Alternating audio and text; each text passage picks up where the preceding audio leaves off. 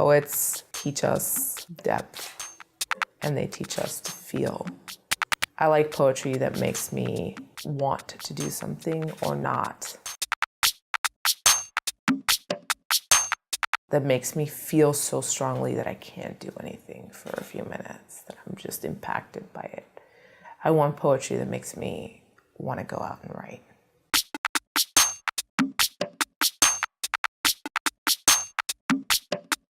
Poetry has been a way for me to have an outside or an inside, but an inside that's mine, to establish ways of talking about things or being in the world. I think for most queer and trans folks, we don't see a lot of representations of who we are.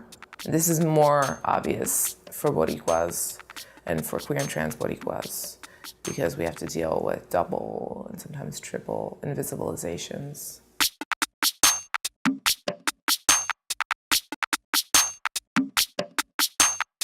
In literature, there aren't that many trans voices that speak from a trans perspective, right, historically.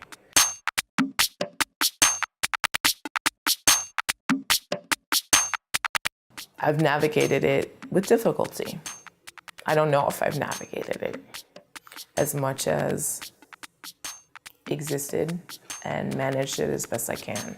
For myself, what I've done and what I've tried to do is I've tried to maintain a strong connection to Puerto Rico, even being in Philadelphia. And I've tried to be really present in Philly as much as I can to respect and acknowledge where I am in the city and the complicated relationship I have with the city.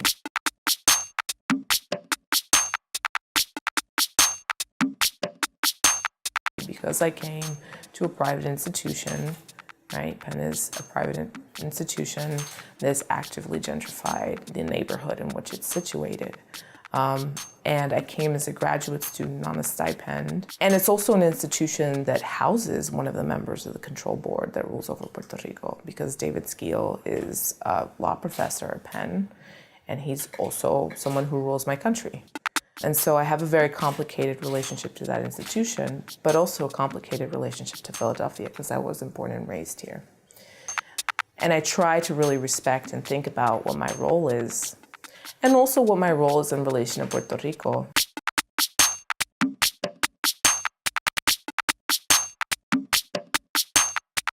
Sometimes you have to burn bridges to build them. My plans are to put people that normally wouldn't be in certain spaces. I want to see Black and Latinx communities in dialogue, whether that dialogue involve conflict or not. This is a white flight city. This is a city that has often been drained of resources because it is a Blacker city. I think Latinx communities have a lot of work to think about in terms of anti-Blackness. There's a lot of work to be done.